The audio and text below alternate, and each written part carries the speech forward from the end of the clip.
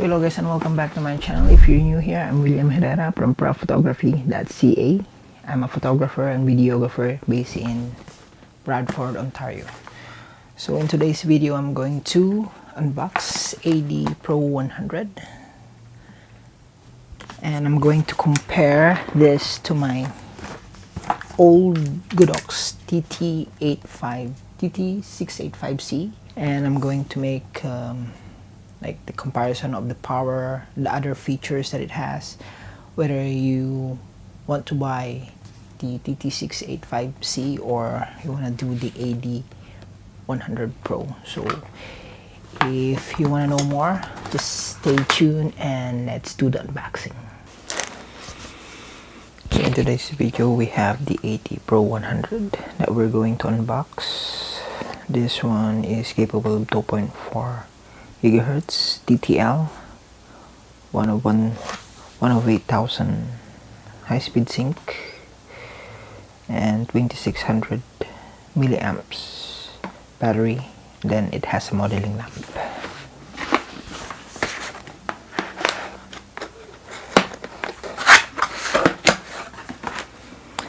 So inside you have the unit, you have the holder mount, you have the lithium battery pack, you have the battery charger, you have the charger, you have the USB cable, and then you have the portable bag.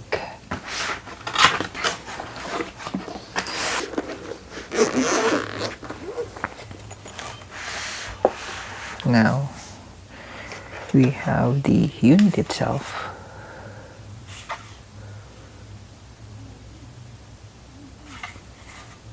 This is the battery slot. So you have 6 buttons, or actually it's 8 buttons. 1, 2, 3, 4, 5, 6, 7, 8. Now we have the mount.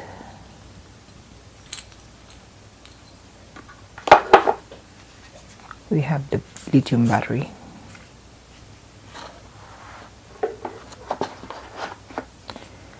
We have the small charger.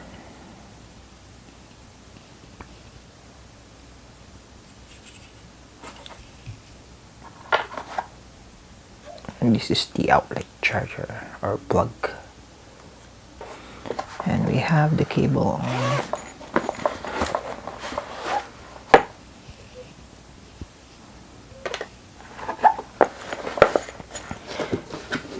And we have the manual. Have the manual here. So you have the battery, the charger, the plug, the unit itself, the cable, and then the mount. So let's start by inserting the battery so you can turn it on. By the way, when you buy the Godox, you have maybe half charge of your battery, so you have to charge it, but you can test it. So when you insert your battery, you make sure that those terminals back there is aligned upwards. So if you can see, so my battery is aligned upwards, those terminals there. Push it. You'll hear it click and it's done. Now power up your ad100 pro. Press this button here, power button. Then scroll this down twice. And now it's turned on.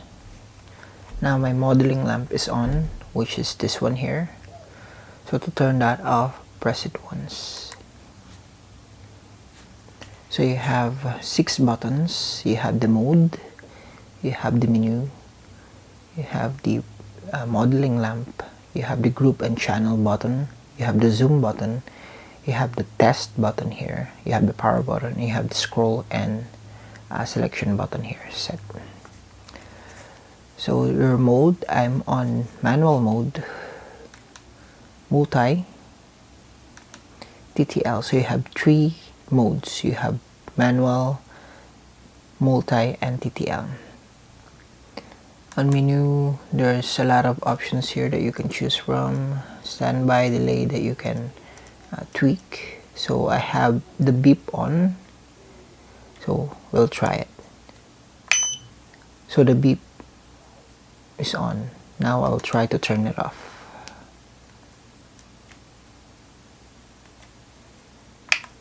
There's no beep.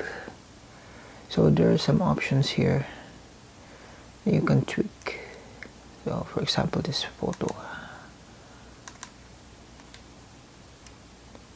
Slave 1, slave 1 is slave 2.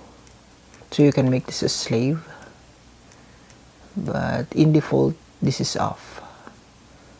So on standby, let's try the standby mode. So you have 60 minutes of standby before it turns off. Then you have the delay. I'm not sure. 30 seconds, 25. So let's try that. I don't know what's that for. So on the group button, you have two options here. You have the group and the channel. So to choose the group, press this once. So there's 5 groups: A, B, C, D, E. And then afterwards, after you choose your group, you can choose your channel. So this one, if you want to choose the channel, you just press this steady, press and hold until the channel indicator blink on top. Now you can use the scroll wheel here to choose your channel. So it has 32 channels. I'll stick to one for now. Now you have the zoom range. You have 28, you have 35mm, you have 50mm, you have 70mm, you have 85mm. So these are good for portrait shots, because this will depend on your lens too. So if you're using zoom lens, you can just adjust your zooming range using the zoom button here. Now obviously this is the test button, and your power off. Now at the bottom of the unit, you have two mounts you can use, and this is the release button for the release tab for your battery. So let's turn that off. So if you push this upward, it's gonna release the battery. So it releases the battery, but the problem is if you release it like that, it might break your battery. So it's better to release it upward. That's it. Now using the mount, you can just put this anywhere and just use the scroll locking here to lock it in place. And now you can change your tilt to either 90, 45. So here are the parts of the ad100pro. So on the side here you have the air intake to cool down your machine. So you have two air intake, both sides. You have the fan at the bottom here. Then you have this. So you have the synchro jack right here. And then you have the firmware upgrade USB-C plug. Maybe you can use this as a charger. We'll try it later. Then on advanced features, so the lamp here, the modeling lamp, you can control the brightness of the modeling lamp. The modeling lamp is this one here at the bottom. This small piece here, LED. This is the optical lens, and this is the modeling lamp down here. On top you have the light sensor, which is this one. To control the brightness of the modeling lamp, you can press and hold the modeling lamp button, then it will show up numbers. You can use the scroll wheel to brighten your modeling lamp, so it goes up to 10. So from 1 to 10. So to turn it off, to go back to main menu, press and hold, and then you can use this to turn off the modeling lamp too. Flash or strobe lights, you're going to need a transmitter like this to be able to control this, because this you can mount it on your camera compared to the mounted flash that you can mount this on your hot shoe right here. So I have the tt685c, which is a mounted flash, and with the trigger that I have here, I can control this and I can control this at the same time. Now most of the Godox flashes has a transceiver, what they call, has the transmitter and a receiver itself. So same thing as this one here, it has a transmitter and receiver at the same time, so you can use this to control other flashes. As long as they are in the same channel, the same group, you can control them. So in choosing a flash and a trigger, just make sure that the trigger that you're going to buy is going to be compatible with your camera. So for example, if you're using a Canon system, make sure that you have the C at the bottom, at the end of the model. So for example, this one is X1TC. So this is meant for Canon system. Same as this one here. So the tt685c at the end. So this is for Canon system. So when you look at the bottom of the hot shoe here, hot shoe connection, you have 5 pins.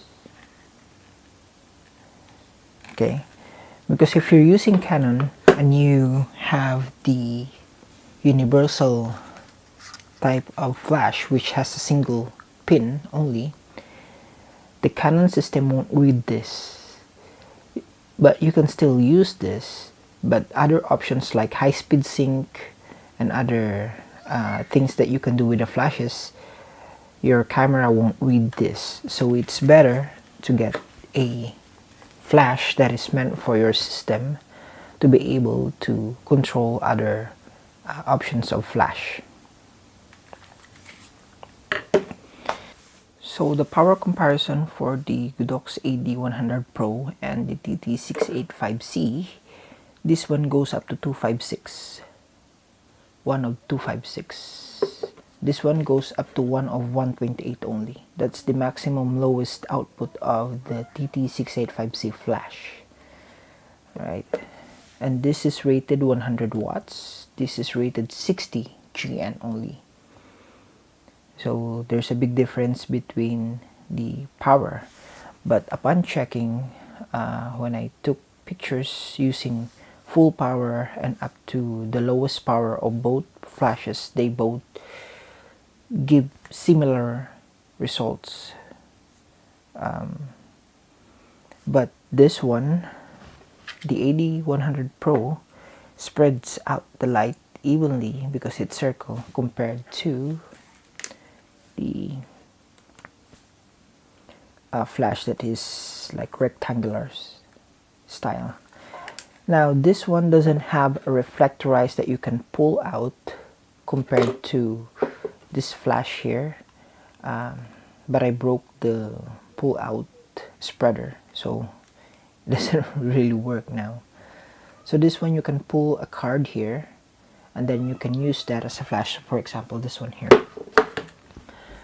So this one, if you pull this little tab here up, so it goes out with the spreader, light spreader, and you have the bounce card here on top. Same as this one here, but I broke it, so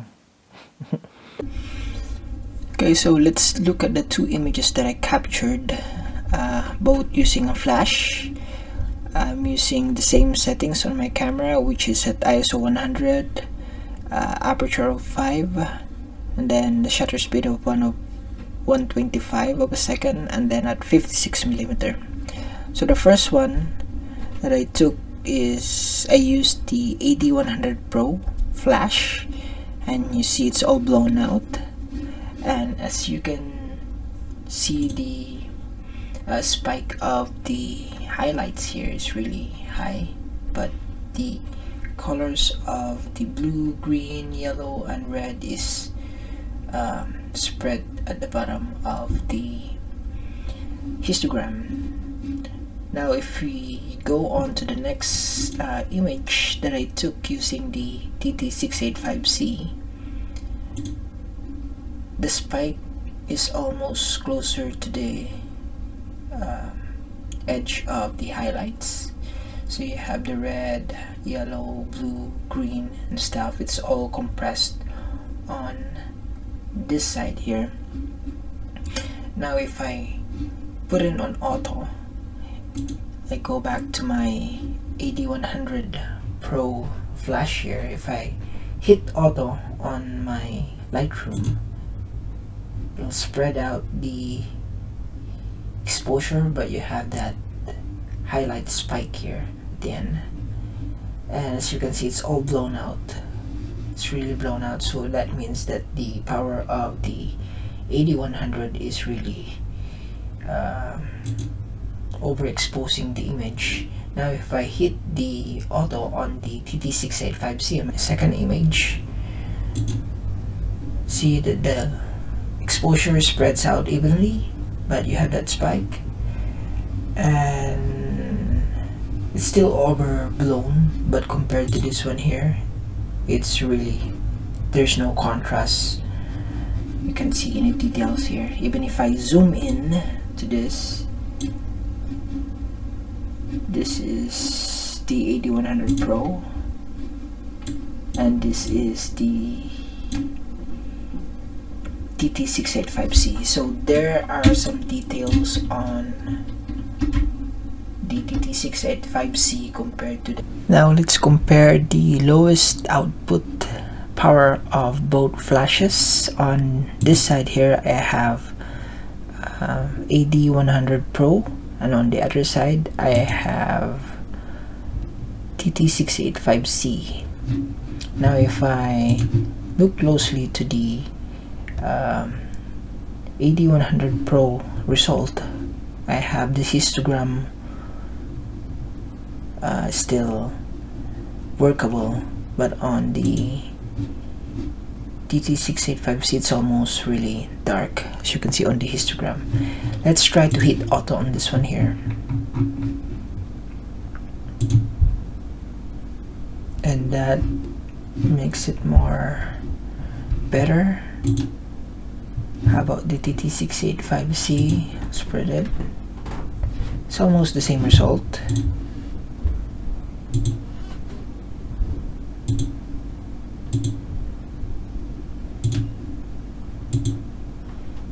Let's zoom in to the Santa here. This is the tt685c. As you can see, it's not really bright at all, but let's compare the ad100pro. So the ad100pro is brighter compared to the tt685c at lowest output of the power.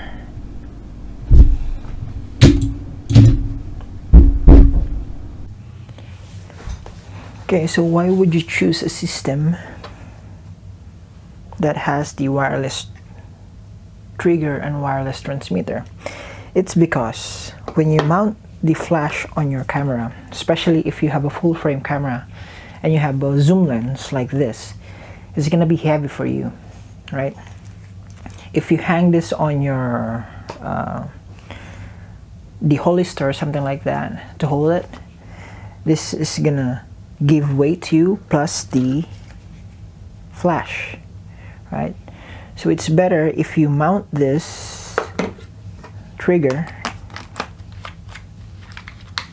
and have your flash controlled by this instead of mounting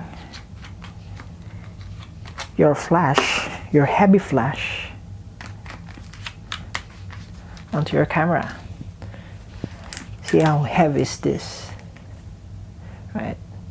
This is more compact. This is more of a lightweight setup compared to having your flash onto your camera. Well, it's not bad having your flash mounted on your camera, but the weight, if you're doing 8 hours, 7 hours of coverage, I bet you it's gonna be like a workout for you.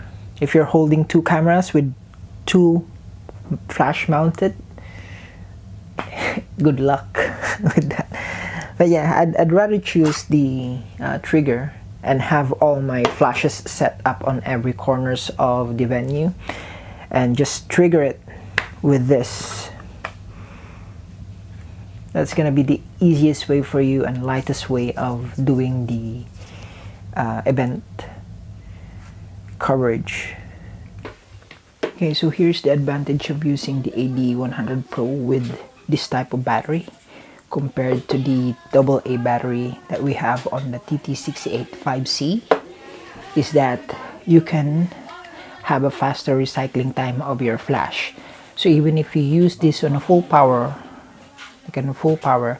you can reuse the flash right away.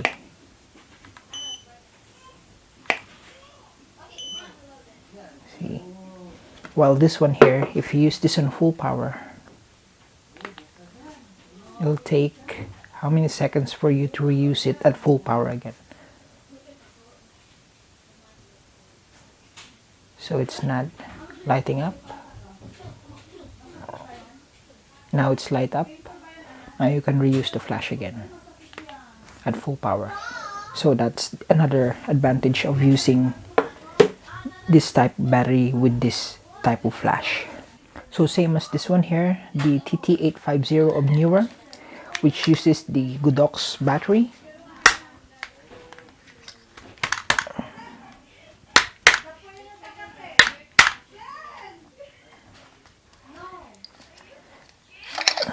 So this uses VV18